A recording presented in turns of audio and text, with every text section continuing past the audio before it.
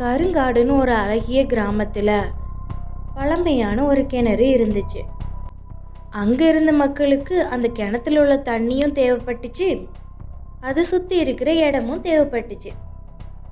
அந்த கிணத்துல இருக்கிற தண்ணியை அங்கே இருக்கிற மக்கள் அவங்களோட குடிநீர் தேவைக்கும் பயன்படுத்துவாங்க. கிணத்தை சுற்றி இருக்கிற வழியை பல இடங்களுக்கு போக பயன்படுத்துவாங்க. இந்த கிணறு பல பேரோட தாகத்தை தீர்த்திருக்கு. ஒரு நாள் அங்கே என்ன நடந்துச்சு தெரியுமா? அந்த கிணத்து பக்கமா 2 பேர் பேசிக்கிட்டு போயிட்டு இருந்தாங்க. அப்ப அவங்களுக்கு திடீர்னு ஒரு சத்தம் கேட்டுச்சு. அது என்ன சத்தம்னு கவனிச்சாங்க. அது தண்ணிக்குள்ள பானை முங்குற சத்தம். அந்த சத்தம் கேக்குதாராம்? ஏதோ கொடகொடன்னு சத்தம் கேட்கல. இனி கேட்ட மாதிரி உனக்கு கேட்கலையா? எனக்கும் அந்த சத்தம் கேட்டுச்சுப்பா. ஆனா அந்த சத்தம் எங்கிருந்து வருதுன்னு எனக்கு தெரியலையே. தண்ணிக்குள்ள ஏதோ முங்குற மாதிரியான சத்தம் அது. அது என்னன்னு பார்த்தா தானே தெரியும். அட அதை விடியா, நமக்கு நிறைய வேலை இருக்கு. என்னப்பா இப்படி பேசுற? என்ன இருந்தாலும் அது உங்க ஊர் கிணறு தானே. இங்க என்ன பிரச்சனைன்னு பார்க்கலாம்.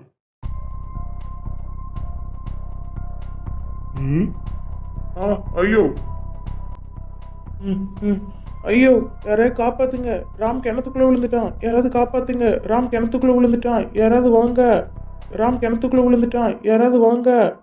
கிணத்துக்குள்ள விழுந்த ராம எல்லாரும் தேடி பார்த்தாங்க. ரொம்ப நேரம் தேடியும் அவர் கிடைக்கவே இல்லை. அவரோட உடல் கூட கிடைக்கல. அந்த ஊர் மக்கள் எல்லாருக்கும் இந்த விஷயம் பரவ ஆரம்பிச்சது. ஆனாலும் ராம் கடைசி வரைக்கும் கிடைக்கவே இல்லை.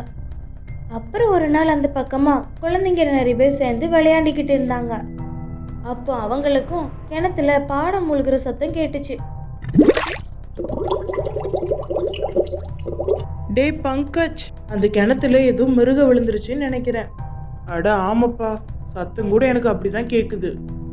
பாப்போமா, ஒருவேளை ஆடு அதுக்குள்ள விழுந்திருக்குமோ? அப்படி ஆடு விழுந்திருந்தா நம்ம போய் காப்பாத்திரலாம்.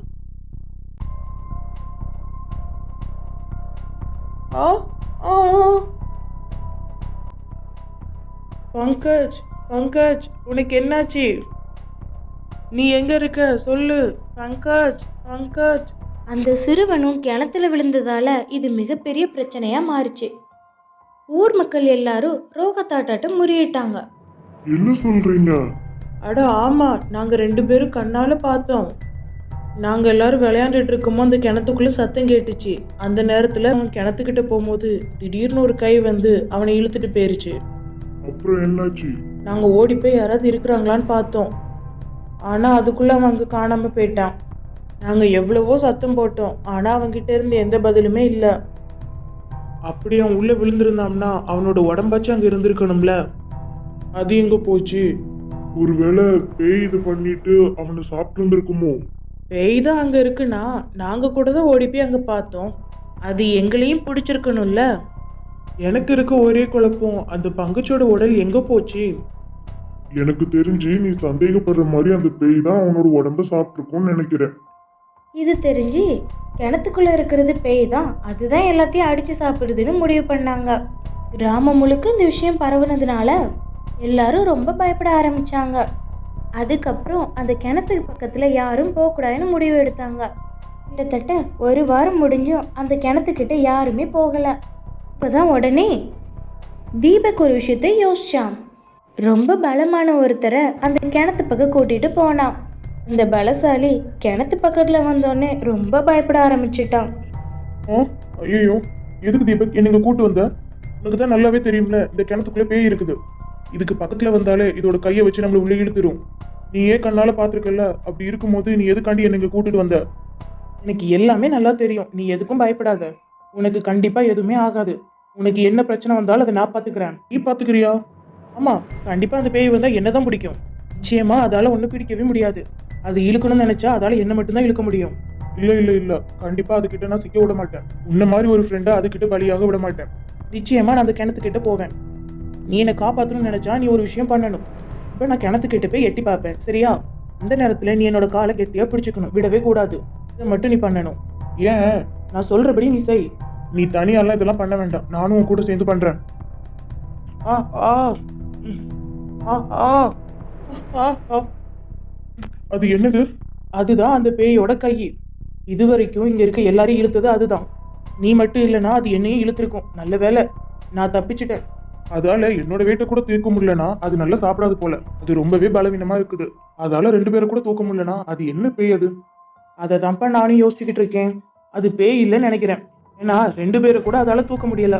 சரி வா என் கூட. என்ன எங்க கூப்பிடுற நீ? நீ சொல்றதெல்லாம் வச்சு பார்க்கும்போது அது பேயில போல இருக்கே. இங்க வேற என்னமோ இருக்கு. ம் ம்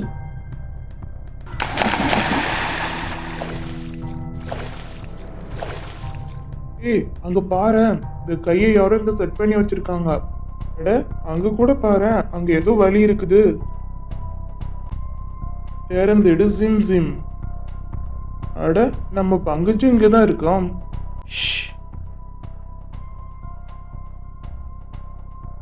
நீ எதுக்கும் பயப்படாத. இந்த ஊர்ல இருக்க எல்லாரும் நம்ம செஞ்ச வேலையை பார்த்து பயந்துட்டாங்க. மனுஷனை பார்த்து பயப்படாதவங்க கூட இந்த பேயை பார்த்தா குழந்தைங்க போயிடுவாங்க. இந்த ட்ரிக்கை யூஸ் பண்ணி நம்ம எல்லாரையுமே ஏமாத்திட்டோம். இனிமே இந்த பக்கம் யாருமே வரமாட்டாங்க. எல்லாருமே பயந்தாங்கோலிங்க. நம்ம வழி இப்போ கிளியர் ஆயிருச்சு.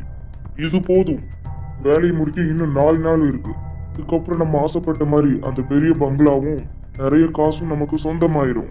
பெரிய புதையலே நமக்கு கிடைச்ச மாதிரி. புரியுதா? நமக்கு கிடைச்ச எல்லாத்தையும் எடுத்துக்கிட்டு நாம இந்த வழியாவே வெளியே போயிடலாம். இப்படி இருக்கும்போது நீங்க எதுக்கு இந்த திட்டத்தை பயன்படுத்துனீங்க? அந்த நேரத்துல இதை விட சிறந்த வழி எனக்கு எதுவுமே தோணல. அதனாலதான் இவ்வளவு பெரிய புதையலை நாம அடைஞ்சது பெரிய விஷயமா எனக்கு தெரியல. கொண்டு போறதுக்கு நல்ல வழி வேணும். யாருக்கும் இதை பத்தி தெரியக்கூடாது. பெரிய பிரச்சனை ஆயிடும். காரணத்துக்காக தான் நான் இதை கையில எடுத்தேன். ரொம்ப சரியாவும் போய்கிட்டு இருக்கு. மேல இருக்க பயம் அவங்களுக்கு எப்போ போதோ நம்ம அதை பயன்படுத்தி சம்பாதிக்கலாம். ஓஹோ, அப்ப திட்டம் போட்டு தான் இந்த பேயை இவங்க உருவாக்கியிருக்காங்க. ஆமா, நம்ம ஊரோட புதையலை எடுத்துட்டு போறதுக்காக தான் இவங்க இவ்வளவு தூரம் பண்ணியிருக்காங்க. இப்போ ஒரு வழியா மாட்டிக்கிட்டாங்க. அட அங்க பின்னாடி பாரு, ரோகன் தாத்தா வந்திருக்காரு. கூடவே போலீஸையும் கூட்டு வந்திருக்காரு. ஆமா ஆமா, இவங்களை வர சொன்னதே நான் தான்டா. இந்த இடத்துல பேய் இல்லைங்கிறத நான் முன்னாடியே முடிவு பண்ணிட்டேன். அதனால தான் தைரியமா உன்னை இங்க கூட்டிட்டு வந்தேன். நான் நினைச்சபடியே எல்லாம் நடந்துருச்சு. அவங்க கிட்டயே நான் முன்னாடியே தகவல் சொல்லிட்டேன். அதை கன்ஃபார்ம் பண்ண தான் நாம இங்க வந்தோம். இப்போ அவங்கள ஈஸியா பிடிச்சிடலாம். நம்ம ஊருக்கு சொந்தமான பொருளை நாம அவங்க கிட்ட பறி கொடுக்க மாட்டோம். நீ ரொம்ப புத்திசாலியா இருக்கியே. இந்த மாதிரி தான் திட்டம் போட்டிருப்பாங்கன்னு உனக்கு எப்படி தெரியுது? பாருங்க சார், எப்போ இந்த இடத்துக்கு வந்தாலும் அந்த பூதம் ஒரு ஆள் தான் தூக்குச்சு. அப்பதான் கண்டுபிடிச்சேன். எந்த ஒரு பூதத்துக்கும் ஒரே ஒரு ஆளை மட்டும் தூக்குற கெப்பாசிட்டி மட்டும் இருக்காது. 2 பேரை கூட தூக்க முடியலன்னா அது கோஸ்டா இருக்கிறது கூட வாய்ப்பு இல்லை. மனுஷங்க செய்யற சதிதான் எனக்கு அப்பவே புரிஞ்சுட்டு. அதுக்கு தான் கரெக்டாக திட்டம் போட்டு எல்லாரையும் இங்கே கொண்டு வந்து முடிச்சிருக்கேன். இந்த கிணறு அவங்க ஆக்கிரமிக்கிறதுக்கு என்ன காரணம் தெரியாம முடிச்சுக்கிட்டு இருந்தேன். சிலை பார்த்துவும் தெரிஞ்சிருச்சு. ஒரே ஒரு நபரை மட்டும் தூக்கக்கூடிய மிஷினை அவங்க யூஸ் பண்ணியிருக்காங்க. இந்த இடத்துல தான் அவங்க தப்பு பண்ணிக்கிட்டாங்க. அதனால தான் இப்போ மாட்டிக்கிட்டாங்க. அந்த கிணத்துக்கிட்ட போகும்போது சத்தம் ஆச்சு. அதுக்கு என்ன காரணம்? அது எப்படி வந்திருக்கும்? அது சொல்லு. கொஞ்சம் அங்கே பாருங்க, அங்கே என்ன இருக்குன்னு. சிசிடிவி கேமரா வச்சு எல்லாத்தையும் பார்க்குறாங்க. 2 பேரும் அது பக்கத்தில் வரும்போது கவனிச்சு அவங்க அதை பிளான் பண்ணி ஒருத்தரை மட்டும் உள்ள இழுத்துருக்காங்க. தண்ணிக்குள்ள ஏதோ ஒரு பொருள் முங்குற மாதிரியான சத்தத்தை அவங்க மிஷினை வச்சு அந்த சவுண்டு கொடுத்துருக்காங்க. அந்த சத்தத்தை கேட்டு தான் எல்லாரும் இங்கே வந்திருக்காங்க. தனியாக யார் வந்தாலும் அது தூக்கி இருக்கு. ஒருத்தருக்கு மேலே யார் வந்தாலும் அதால தூக்க முடியல. ஏன்னா அந்த மிஷினால எதுவும் பண்ண முடியாது. இந்த டிஃப்ரென்ஸ் எல்லாமே தான் என்ன சந்தேகப்பட வச்சுது. என் சந்தேகமும் சரியாச்சுது. அவங்களும் நல்லா மாட்டிக்கிட்டாங்க. ஒட்டுமொத்த ஊர் மக்களும் அந்த கிணத்துக்கிட்டேயே போக பயந்துகிட்டு இருந்த சமயத்துல தீபக்கோட புத்திசாலித்தனத்தால நடக்கவிருந்த பெரிய திருட்டு தடுக்கப்பட்டுச்சு. இனிமேல் நீங்க எந்த ஒரு விஷயத்தையும் கண்ணால பார்க்காம நம்பாதீங்க. அப்பதான் உங்களுக்கு எந்த ஒரு சூழ்நிலையிலையும் எந்த பிரச்சனையும் வரவே வராது.